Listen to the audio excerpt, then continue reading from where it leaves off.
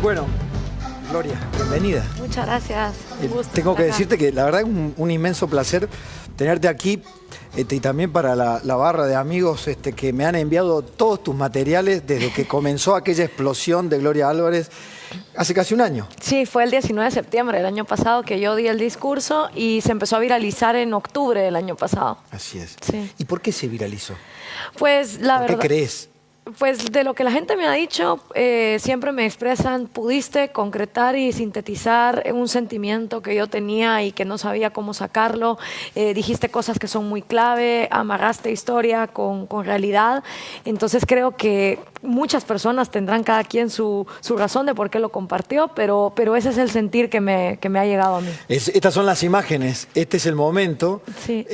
hace prácticamente un año en que Gloria Álvarez con un speech de 11 minutos. Sí.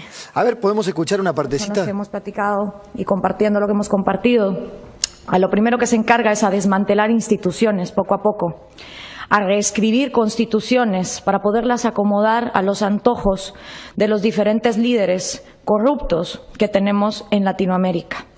El populismo, sin embargo, no ha llegado ahí por pura casualidad. Y también es parte nuestra, no solo denunciar las atrocidades que el populismo comete contra nuestras instituciones, sino también reconocer el pésimo trabajo de los sistemas gubernamentales que precedieron y que llevaron a la absoluta crisis a las personas y a las poblaciones que en desesperación recurrieron a estos líderes, a veces por vías democráticas y que por lo mismo justifican su permanencia en el poder. Ahí está. Por eso ¿Qué mismo, parte, creo que esa la parte batalla más fantástica, porque me ayuda a hacerte una de las primeras preguntas. Porque como la radiografía del populismo y del líder populista está clarísimo. Creo que ha sido pedagógica, con una fuerza comunicativa, además de una belleza personal. Todo me parece que ha contribuido a que te conviertas en una especie de estrella comunicativa. Pero ¿por qué el populismo? ¿Por qué se afincó tanto el populismo? ¿Por qué apareció, dominó y se enseñoreó?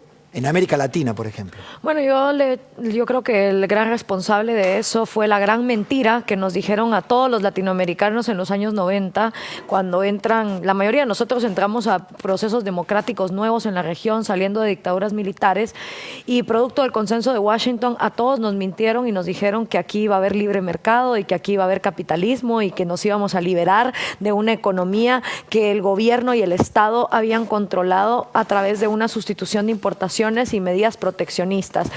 A todos nos vendieron la idea de que los 90 iba a ser la década donde se iba a institucionalizar la república, la democracia, que íbamos a tener libertad de mercado, y no fue así, aunque ese fue el sabor de boca que nos quedó. La mayoría de estos gobernantes gobernaron para sí mismos y para una nueva oligarquía a la cual le entregaron a sus amigos, compañeros del partido, las diferentes industrias, telefonías, ferrovías, aerolíneas, telecomunicaciones, de todo, pero en manos otra vez de oligopolios y monopolios. Pero el relato que quedó fue que eso había sido culpa del libre mercado. Entonces el desabor que le quedó a la mayoría de latinoamericanos lo hicieron voltear a ver a líderes que empezaron a hablar del socialismo del siglo XXI, y ahí es donde estamos ahora. Bueno, justamente en una de las gráficas vos mostrás, y también lo escribo en Populismo Nunca Más, que el populismo es preideológico. Es decir, puede después tomar el antifaz o la máscara de la derecha o de la izquierda, de los militares o de los civiles. Es un mecanismo de apropiación. Está claro, aquí en la Argentina hay un debate sobre el actual proceso político, que no sabemos si está terminando, y los 90 con el neoliberalismo de Carlos Menem. Fue una de las mentiras, porque aquello fue populismo de derecha en realidad, ¿no? Sí. O populismo enmascarado en supuestas políticas de mercado, pero terminó siendo un populismo. Exactamente, y ese disfraz que nos pusieron trajo una confusión a los latinoamericanos que hasta hoy no paran de comprender, y entonces seguimos escuchando gente que dice que fue el libre mercado el culpable de todo esto, cuando libre mercado nunca ha habido en la región. Sabes que acá la palabra libertad o la defensa de la libertad es políticamente incorrecta. Sí. ¿Sí? Para una gran parte de la población, sí. ¿Por qué? Bueno, también ha sido parte del adoctrinamiento que nos han dado el pensar y que viene también a mermar en el autoestima del latinoamericano, porque todo este proyecto al final psicológicamente nos ha dejado con generaciones zombificadas que se sienten incapaces de salvar su propia vida. El cuento y el relato es: yo, como latinoamericano, soy pobre, soy tonto, soy miserable, yo no puedo salir adelante por mí mismo, yo necesito un Mesías, un Salvador que me maneje las cuentas, que me diga con quién puedo comerciar y que básicamente administre todos los aspectos de mi vida. Por ende, el discurso populista es la madre del pueblo, el padre del pueblo, y siempre ver al gobierno como el papá o la mamá que nos vienen a administrar la vida. Psicológicamente eso es un daño terrible, porque están las generaciones pensando: yo vine a este mundo a sufrir, a pasarla mal, y que lo que necesito es extender la mano y que el gobierno entonces me otorgue.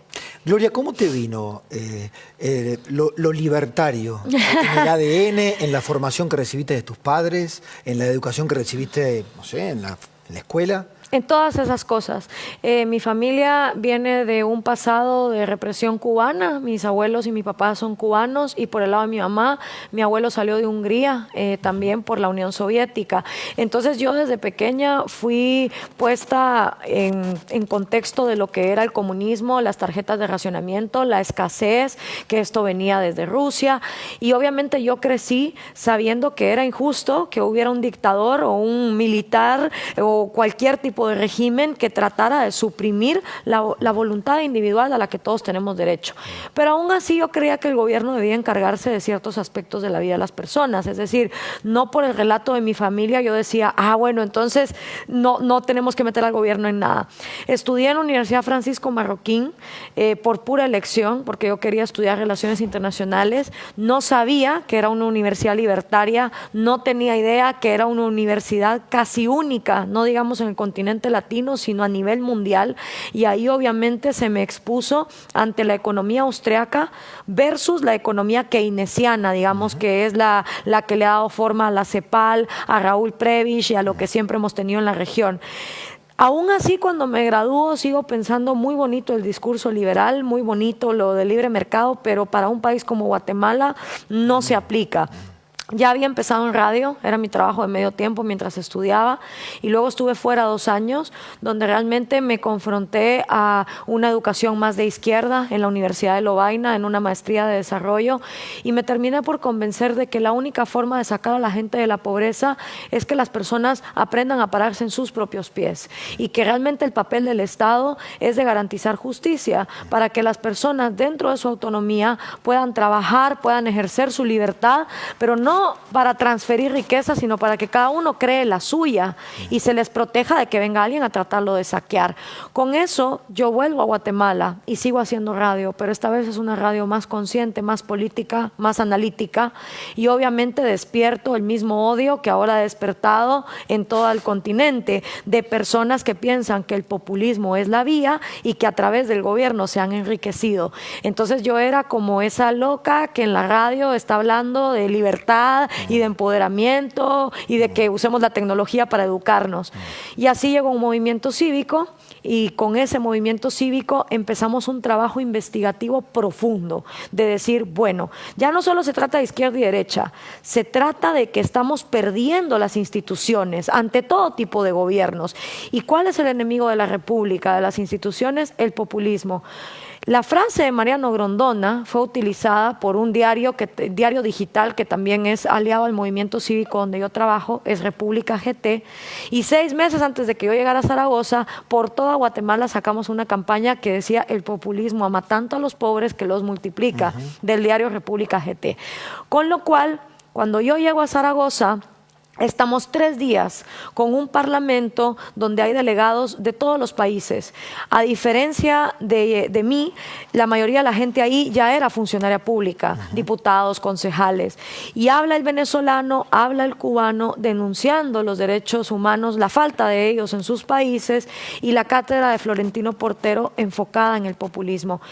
Eso, más toda la historia que te acabo de contar, son los que forman esos 11 minutos donde la propuesta es a desmantelar el populismo a través de la tecnología.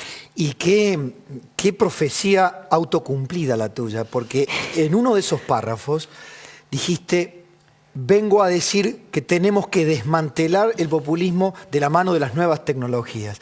Y vos sabés que me pasó en la Fundación Libertad hace un par de años, que estaba con chicos jóvenes allá en Rosario, y me pasó lo mismo, porque muchos de los que están acá, había marchas en la Argentina convocadas a través de las redes sociales, y se me ocurría, estamos los jóvenes hoy, más jóvenes, pues son bastante más jóvenes que yo, y hay muchos más que nos están mirando ahora, incluso que sabían que te iba a entrevistar, y me dijo: por fin, no teníamos referentes, me decían. Los que amamos la libertad y queremos defenderla, decile por favor que en la Argentina somos muchos los que la seguimos atentamente. Pero decía, estas generaciones, las más jóvenes, son nativos digitales que tienen instrumentos que por naturaleza la libertad les va a permitir abrirse paso. La regla de la red de redes, es la libertad. Entonces, ¿cómo con semejante instrumentación a mano no se va a lograr que la libertad recobre un valor trascendente frente a estas formas políticas de encapsular la libertad, de manipularla, de manejarla, ¿no?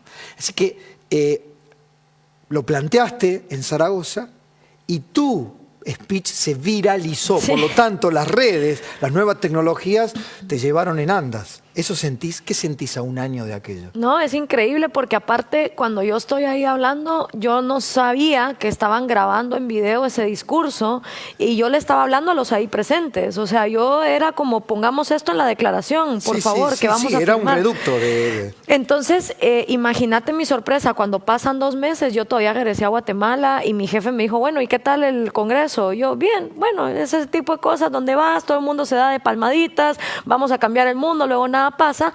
Y a los 2 meses, entonces suben el video en YouTube y aquello se dispara. Y subieron el de todos, o sea, ahí hay varios discursos de El Salvador, de Venezuela, de Cuba. O sea, los chances de que ese tipo de cosas pasen, yo siempre me recuerdo de Steve Jobs, que decía: you have to connect the dots, conectar los puntos de todo lo que te va pasando en la vida, porque en cualquiera de esos algo estalla, ¿no? Ya has tenido bastantes incursiones en la Argentina. Sí, he venido, esta es la 4ª vez que estoy acá. ¿Qué pensás de nosotros? Pues primero son un pueblo que quiero mucho, me encanta la idiosincrasia. Esa es la parte populista, esa es la parte demagógica que te vamos a aceptar. No, pero bueno, porque yo creo que uno como individuo también, dentro de todo este periplo, es inevitable ir haciendo relaciones humanas y amistades, y la verdad que Argentina siempre me ha recibido con la gente que me ha traído de la Fundación Libertad y Progreso, también de la Sociedad Rural de Argentina, ahora que estoy aquí con Cristina, con Raquel, con toda la gente que lo ha hecho posible. Entonces, por un lado, me encanta.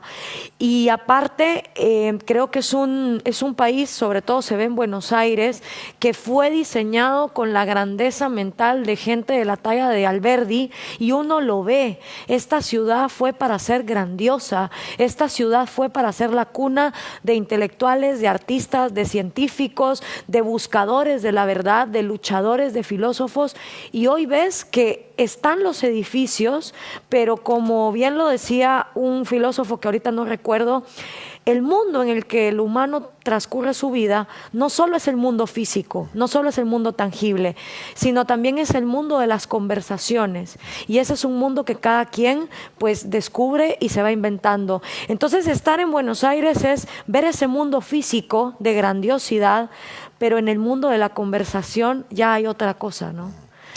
Bueno, mencionaste a Alberdi.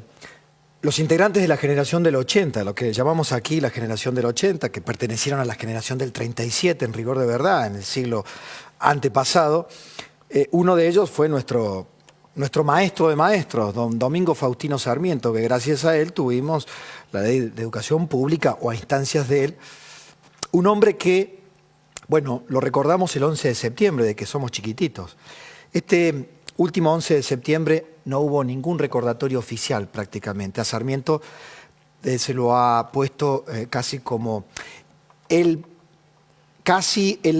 tatarabuelo cipayo y antipatria de la República Argentina, Claro. porque, digamos, en la misión histórica de aquel momento escribió o puso a través de su obra cúlmine, que fue el Facundo, planteó aquello de civilización o barbarie, la búsqueda de la educación a fuerza, con pasión, a fuerza de lo que fuere, persiguiendo al gaucho, persiguiendo al hombre nativo de aquí.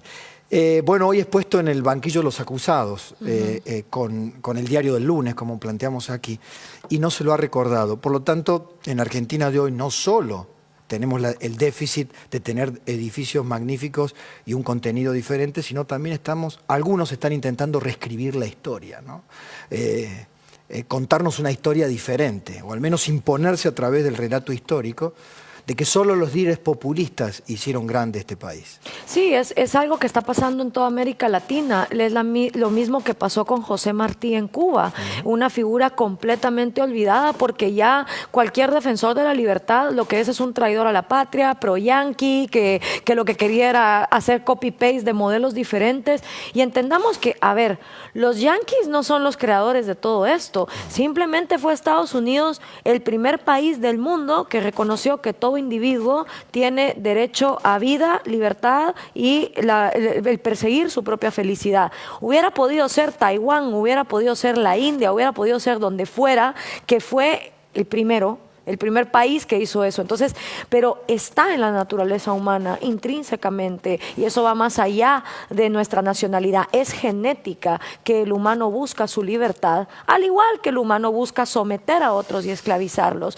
Entonces, cuando no pueden ir por esa vía y desprestigiar a esa gente, luego la tuercen, que fue el caso de Simón Bolívar en Venezuela. Eso te iba a decir. O sea, si no te los tuercen. Sí, la utilización de Simón Bolívar en Venezuela, que condenaba el caudillismo, que condenaba al déspota, que condenaba al autoritario, no tiene parangón. Hacemos una pequeña pausa y seguimos con Gloria Álvarez. Un cafecito, Gloria. Sí, qué rico. Te va a venir muy bien, ¿no? Muchas gracias, sí. Bueno, quería consultarte. Acá el kirchnerismo ha planteado la batalla cultural, que había que dar la batalla cultural, ¿no? Y en algunos aspectos, cuando observamos algunas prácticas políticas como las que enumeraba, creo que la batalla cultural la han dado y la han ganado, pero para peor, ¿no?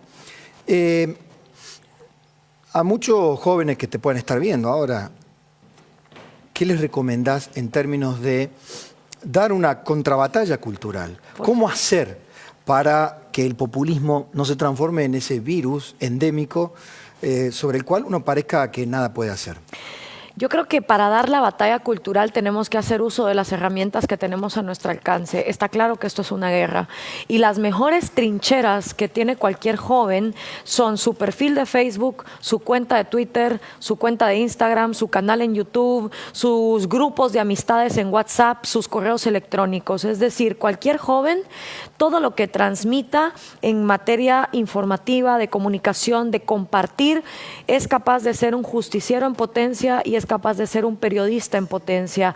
Hoy por hoy, esta generación tiene el poder más grande que hay, que es la información. La información realmente es el mejor poder, es la mejor herramienta, y nunca antes en la historia de la humanidad había habido una generación que en la palma de su mano pudiera tener acceso a todo el conocimiento que la humanidad ha recopilado desde que tenemos noción de nuestra existencia.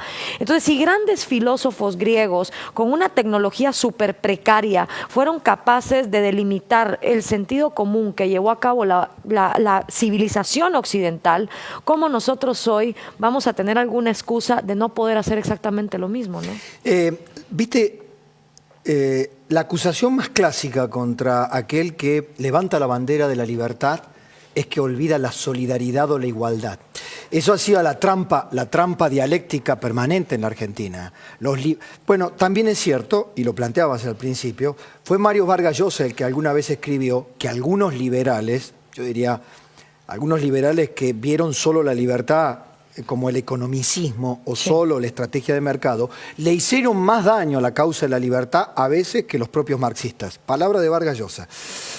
En la Argentina tuvimos muchos disfraces de falsos liberales y de algunos populistas que se arroparon de supuestos liberales y terminaron arruinando las grandes chances. Pero también es cierto que la Argentina hoy encuentra, por ejemplo, 30% de su población en la pobreza. ¿Cómo haces para decirle a un hombre o una mujer que nada tienen que su libertad vale? Pienso también en los pobres de los alrededores de Caracas, ¿no? En el pobre que lleva 3 generaciones de pobreza y 3 generaciones de asistencialismo del Estado. ¿Cómo lo convences que la libertad sirve para la dignidad del trabajo, de ganarse el pan, si tenés frente a vos a casi alguien resignado? Para alguien que realmente está en situación de pobreza, una persona que es consciente de que no tiene los servicios básicos, de que el sueldo no le alcanza, que está luchando en la vida, son liberales por intuición, porque en las decisiones que van tomando día a día van luchando por mejorar sus condiciones.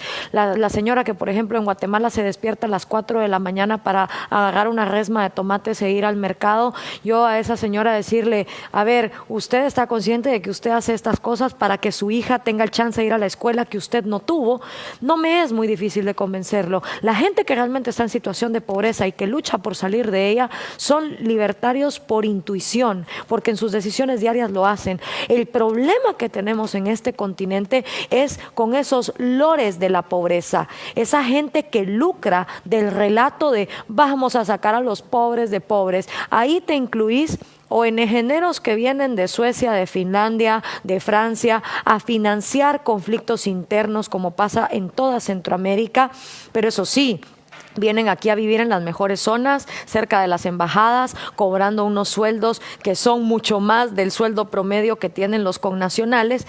Tenés políticos, tenés medios de comunicación. Entonces, el problema real que tenemos en este continente es con la gente que da la batalla cultural, que lucra de la pobreza, que no le interesa que la pobreza se acabe y que le lava el cerebro al resto de la población sobre las maneras en que la pobreza se va a acabar. Tenemos que tener claro que ningún gobierno no ha sacado a nadie de pobre. Hoy por hoy, de 7.000 millones de seres humanos que somos, 6.000 millones ya no viven con menos de $1 al día. 1.000 sí, pero durante toda la historia de la humanidad, la pobreza era la condición básica de la mayoría de la gente. Y esos 6.000 millones que hoy no viven en pobreza no es porque un gobierno decretó un control de precios, un control de cambio, no es porque un gobierno haya prohibido la economía o la producción de algo. Eso es a pesar de las desgracias que hemos tenido en los gobiernos de este mundo. Es por el ingenio humano. Comparto con vos que la República es un antídoto contra el populismo. ¿Se puede construir república sin ejemplaridad? Si decimos que el populismo esconde las formas más atávicas de la corrupción, muchas veces a los populismos se le antepuso un supuesto republicanismo, sí, que terminó siendo una máscara en donde ciertas corporaciones, intereses económicos, se llenaron la boca de república y terminaron beneficiando a élites. ¿Cómo lograr que el republicanismo sea popular? Ahí estoy pasando, es el último capítulo del libro. Sí. ¿Cómo lograr un republicanismo popular, hacer popular la república? La única forma en que vamos a lograr hacer popular la república es dando a conocer sus mejores beneficios. Entonces, lo que te garantiza la república son tus derechos individuales, que son 3: vida, propiedad y libertad. Con lo cual, lo que la república puede hacer para volverse popular es empezar a castigar al que atenta contra la vida, o sea, a los asesinos o violadores, al que atenta contra la propiedad privada de otro, es decir, a los monopolios, oligopolios, ladrones, estafadores, violadores de contratos, y al que atenta contra las libertades, es decir, empezar a castigar a todo aquel que es intolerante contra otras visiones de ver el mundo o que corta la libertad de expresión de alguien. ¿Cómo? Con empezar a tener justicia desde ya, juicios, castigos, cárceles en orden. Cuando la gente empiece a ver que hay una acción negativa, castigada, con una reacción positiva, van a empezar a ver los beneficios de la república, porque el ser humano no es ningún inútil. El ser humano puede salir adelante siempre y cuando haya certeza de castigo ante quien quiera venir a violentar sus derechos. Gloria, algo que compete mucho a Centroamérica, a Sudamérica y a la República Argentina cada vez con mayor voltaje. ¿Es el narcotráfico una forma, una evolución de un populismo mucho más peligroso? Absolutamente. Recordemos que Pablo Escobar, de hecho, empieza a volverse mucho más violento y empieza a tergiversar toda la historia política colombiana en el momento en que decide meterse en política y empieza a comprar voluntades desde ahí. Desde allá para acá hemos visto cómo ahora los partidos políticos o los jefes populistas van con un empresario y le piden plata, y si el empresario les dice que no, se dan la media vuelta y no les importa, se van con el cártel que les da 10 veces más ese dinero, porque aparte les conviene a ellos para blanquearlo y al otro para poder dar y regalar todo lo que sea posible y manipular así que las personas voten por ellos. Entonces, el narcotráfico viene a ser la respuesta lógica a un sistema clientelar que quiere utilizar la política para beneficiarse a sí mismo. Por eso yo soy de las pocas en este continente que cree que la única manera de cortar esta hemorragia es legalizando la producción y el consumo de las drogas. Claro, cuando la gente habla de legalización de drogas, eso no significa que a los niños en el kinder se les van a dar inyecciones de heroína, no. Va a haber regulación, va a haber prohibición y tiene que haber también una campaña educativa que informe a los niños. Pero lo difícil es lo siguiente, no se pueden legalizar las drogas si no tenemos un sistema jurídico y de justicia que sea capaz de castigar y encarcelar a los que han cometido delitos que sí son de verdad, asesinatos, bombazos y todo lo que los carteles de los narcos sí hacen, ¿no? Por último, seguiría hablando muchísimo más, pero tengo los otros invitados y tenemos que tocar temas de nuestra coyuntura que tienen mucho que ver con lo que estamos planteando en términos generales. Pero ¿sabes qué populista me está asustando cuando lo veo y digo, este es de un manual populista y es una forma de demostrar que el populismo no es de derecha ni de izquierda, o que derechas e izquierdas son, en todo caso, máscaras que puede tomar un líder populista? Donald Trump. Me asusta terriblemente el discurso populista, xenófobo y demagógico para buena parte del norteamericano, del medio, del centro, del ultramillonario Donald Trump. Recién estuve en Miami, también en medios de comunicación de la comunidad hispanohablante, y tienen la misma preocupación que tú.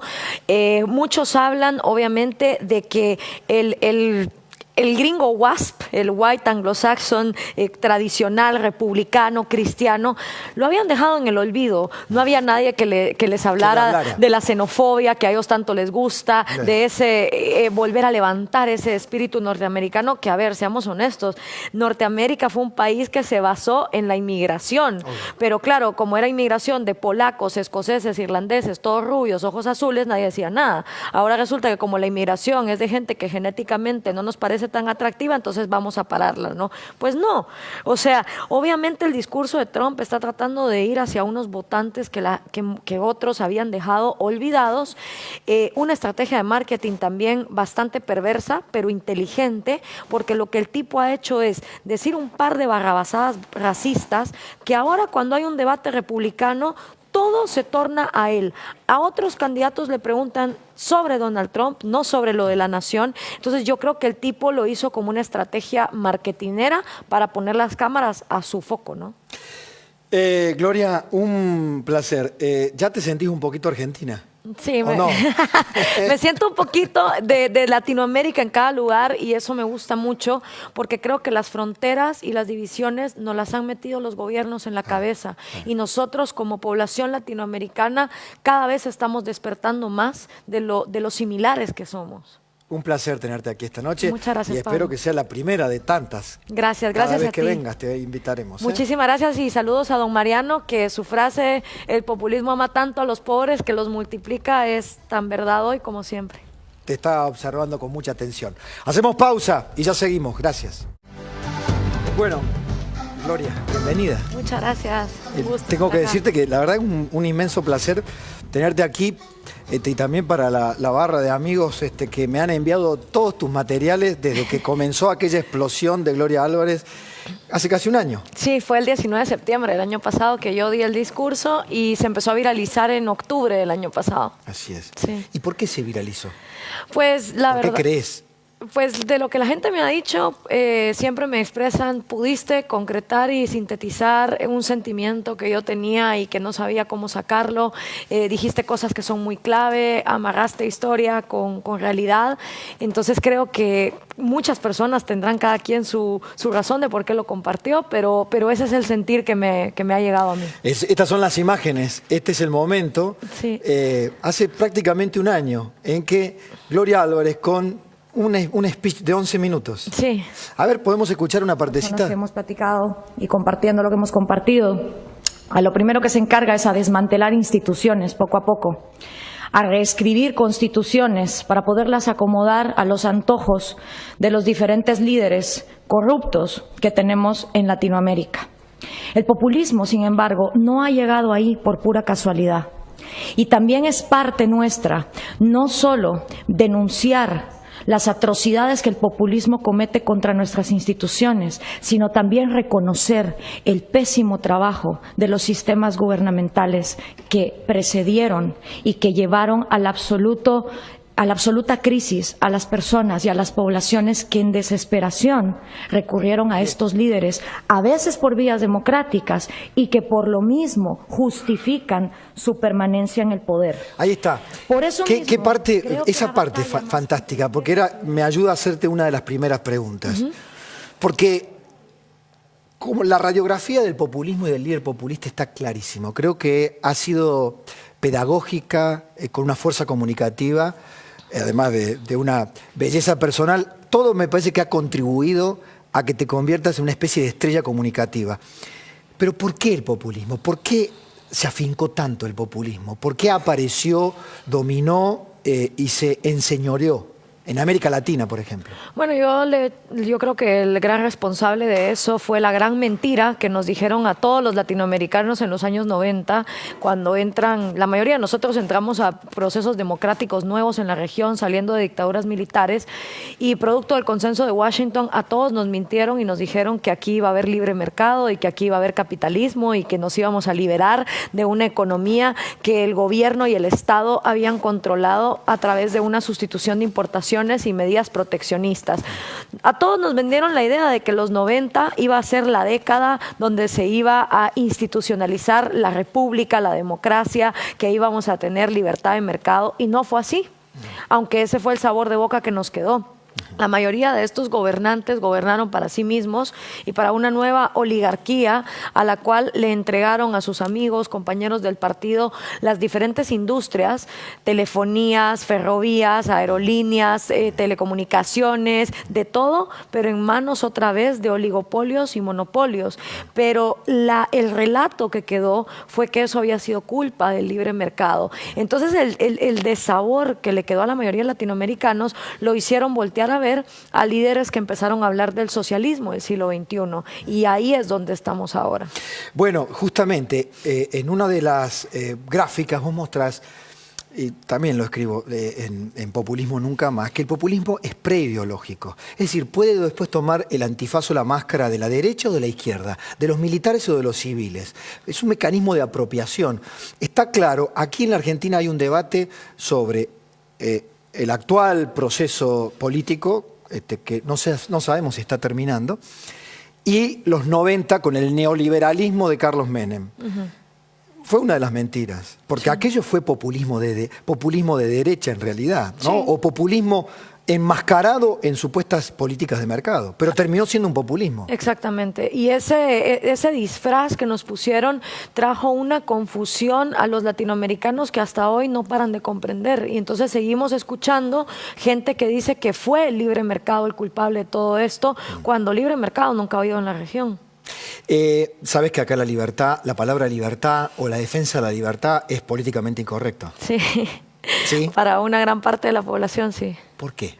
Bueno, también ha sido parte del adoctrinamiento que nos han dado el pensar y que viene también a mermar en el autoestima del latinoamericano, porque todo este proyecto al final psicológicamente nos ha dejado con generaciones zombificadas que se sienten incapaces de salvar su propia vida. El cuento y el relato es: yo como latinoamericano, soy pobre, soy tonto, soy miserable, yo no puedo salir adelante por mí mismo. Yo necesito un Mesías, un Salvador que me maneje las cuentas, que me diga con quién puedo comerciar y que básicamente administre todos los aspectos de mi vida. Por ende, el discurso populista es la madre del pueblo, el padre del pueblo, y siempre ver al gobierno como el papá o la mamá que nos vienen a administrar la vida. Psicológicamente eso es un daño terrible, porque están las generaciones pensando, yo vine a este mundo a sufrir, a pasarla mal, y que lo que necesito es extender la mano y que el gobierno entonces me otorgue. Gloria, ¿cómo te vino lo libertario en el ADN, en la formación que recibiste de tus padres, en la educación que recibiste, no sé, en la escuela? En todas esas cosas. Mi familia viene de un pasado de represión cubana. Mis abuelos y mi papá son cubanos, y por el lado de mi mamá, mi abuelo salió de Hungría, también por la Unión Soviética. Entonces yo desde pequeña fui puesta en contexto de lo que era el comunismo, las tarjetas de racionamiento, la escasez, que esto venía desde Rusia, y obviamente yo crecí sabiendo que era injusto que hubiera un dictador o un militar o cualquier tipo de régimen que tratara de suprimir la voluntad individual a la que todos tenemos derecho. Pero aún así yo creía que el gobierno debía encargarse de ciertos aspectos de la vida de las personas. Es decir, no por el relato de mi familia yo decía, bueno, entonces no tenemos que meter al gobierno en nada. Estudié en la Universidad Francisco Marroquín por pura elección, porque yo quería estudiar Relaciones Internacionales. No sabía que era una universidad libertaria, no tenía idea que era una universidad casi única, no digamos en el continente latino, sino a nivel mundial, y ahí obviamente se me expuso ante la economía austriaca versus la economía keynesiana, digamos, que es la que le ha dado forma a la CEPAL, a Raúl Prebisch y a lo que siempre hemos tenido en la región. Aún así, cuando me gradúo, sigo pensando muy bonito el discurso liberal, muy bonito lo del libre mercado, pero para un país como Guatemala no se aplica. Ya había empezado en radio, era mi trabajo de medio tiempo mientras estudiaba, y luego estuve fuera 2 años, donde realmente me confronté a una educación más de izquierda en la Universidad de Lovaina, en una maestría de desarrollo, y me terminé por convencer de que la única forma de sacar a la gente de la pobreza es que las personas aprendan a pararse en sus propios pies, y que realmente el papel del Estado es de garantizar justicia para que las personas dentro de su autonomía puedan trabajar, puedan ejercer su libertad, pero no para transferir riqueza, sino para que cada uno cree la suya y se les proteja de que venga alguien a tratarlo de saquear. Con eso yo vuelvo a Guatemala y sigo haciendo radio, pero esta vez es una radio más consciente, más política, más analítica, y obviamente despierto el mismo odio que ahora ha despertado en todo el continente, de personas que piensan que el populismo es la vía y que a través del gobierno se han enriquecido. Entonces yo era como esa loca que en la radio está hablando de libertad y de empoderamiento y de que usemos la tecnología para educarnos. Y así llegó un movimiento cívico, y con ese movimiento cívico empezamos un trabajo investigativo profundo de decir, bueno, ya no solo se trata de izquierda y derecha, se trata de que estamos perdiendo las instituciones ante todo tipo de gobiernos. ¿Y cuál es el enemigo de la República, de las instituciones? El populismo. La frase de Mariano Grondona fue utilizada por un diario digital que también es aliado al movimiento cívico donde yo trabajo, es República GT, y 6 meses antes de que yo llegara a Zaragoza, por toda Guatemala sacamos una campaña que decía: el populismo ama tanto a los pobres que los multiplica, del diario República GT. Con lo cual, cuando yo llego a Zaragoza, estamos 3 días con un parlamento donde hay delegados de todos los países. A diferencia de mí, la mayoría de la gente ahí ya era funcionaria pública, diputados, concejales. Y habla el venezolano, habla el cubano, denunciando los derechos humanos, la falta de ellos en sus países, y la cátedra de Florentino Portero enfocada en el populismo. Eso, más toda la historia que te acabo de contar, son los que forman esos 11 minutos donde la propuesta es a desmantelar el populismo a través de la tecnología. Y qué profecía autocumplida la tuya, porque en uno de esos párrafos dijiste: vengo a decir que tenemos que desmantelar el populismo de la mano de las nuevas tecnologías. Y vos sabés que me pasó en la Fundación Libertad hace un par de años, que estaba con chicos jóvenes allá en Rosario, Y me pasó lo mismo, porque están muchos de los que están acá, había marchas en la Argentina convocadas a través de las redes sociales, y se me ocurría, estamos los jóvenes hoy, más jóvenes, pues son bastante más jóvenes que yo, y hay muchos más que nos están mirando ahora, incluso que sabían que te iba a entrevistar, y me dijo, por fin, no teníamos referentes, me decían. Los que amamos la libertad y queremos defenderla, decile por favor que en la Argentina somos muchos los que la seguimos atentamente. Pero, decía, estas generaciones, las más jóvenes, son nativos digitales que tienen instrumentos que por naturaleza la libertad les va a permitir abrirse paso. La regla de la red de redes, es la libertad. Entonces, ¿cómo con semejante instrumentación a mano no se va a lograr que la libertad recobre un valor trascendente frente a estas formas políticas de encapsular la libertad, de manipularla, de manejarla, ¿no? Así que lo planteaste en Zaragoza y tu speech se viralizó. Sí. Por lo tanto, las redes, las nuevas tecnologías te llevaron en andas. ¿Eso sentís? ¿Qué sentís a un año de aquello? No, es increíble porque aparte cuando yo estoy ahí hablando, yo no sabía que estaban grabando en video ese discurso y yo le estaba hablando a los ahí presentes. O sea, yo era como, pongamos esto en la declaración, por favor, que vamos a era firmar. un reducto de... Entonces, imagínate mi sorpresa, cuando pasan 2 meses, yo todavía regresé a Guatemala y mi jefe me dijo, bueno, ¿y qué tal el Congreso? Yo, bien, bueno, ese tipo de cosas, donde vas, todo el mundo se da de palmaditas, vamos a cambiar el mundo, luego nada pasa, y a los 2 meses entonces suben el video en YouTube y aquello se dispara, y subieron el de todos, o sea, ahí hay varios discursos de El Salvador, de Venezuela, de Cuba, o sea, los chances de que ese tipo de cosas pasen, yo siempre me recuerdo de Steve Jobs, que decía, you have to connect the dots, conectar los puntos de todo lo que te va pasando en la vida, porque en cualquiera de esos algo estalla, ¿no? Ya has tenido bastantes incursiones en la Argentina. Sí, he venido, esta es la 4ª vez que estoy acá.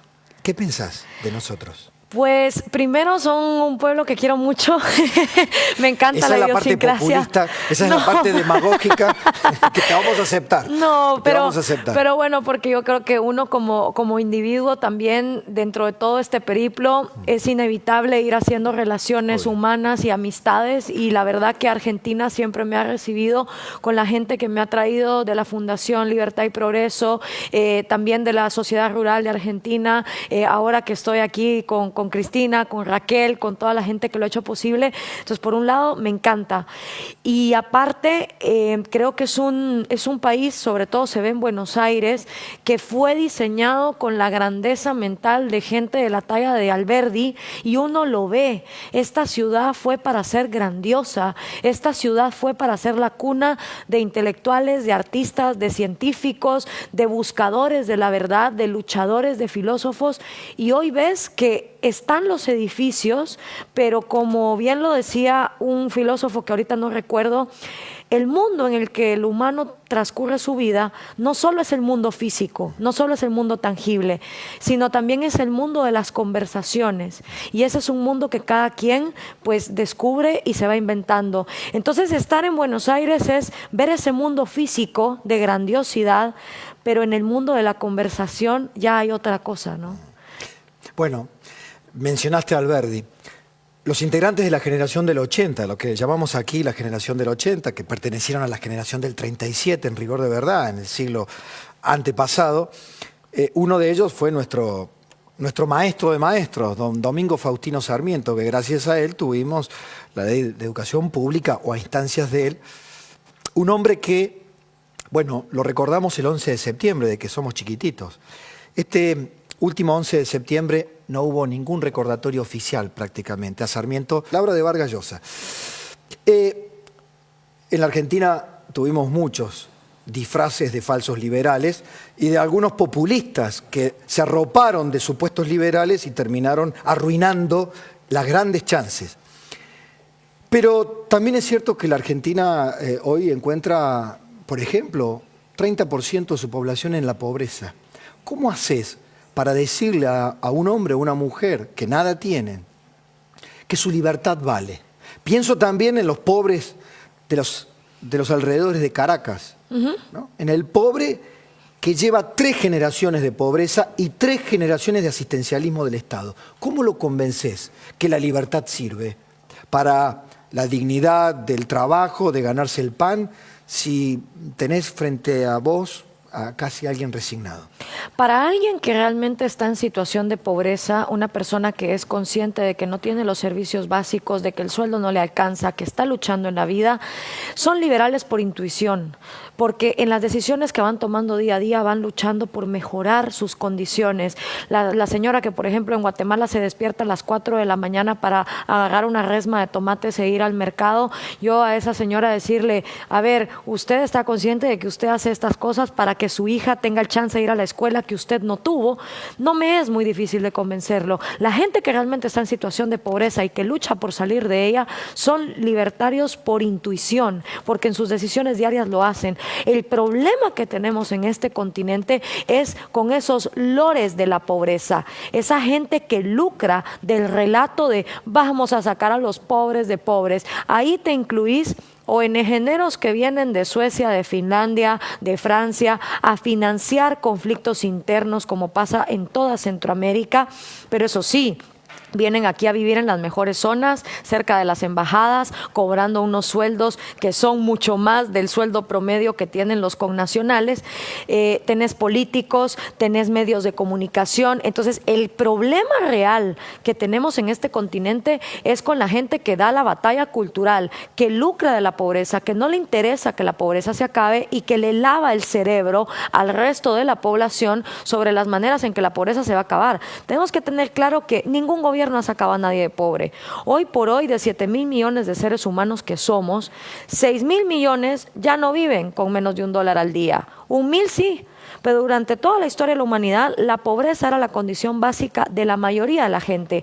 Y esos 6.000 millones que hoy no viven en pobreza no es porque un gobierno decretó un control de precios, un control de cambio, no es porque un gobierno haya prohibido la economía o la producción de algo.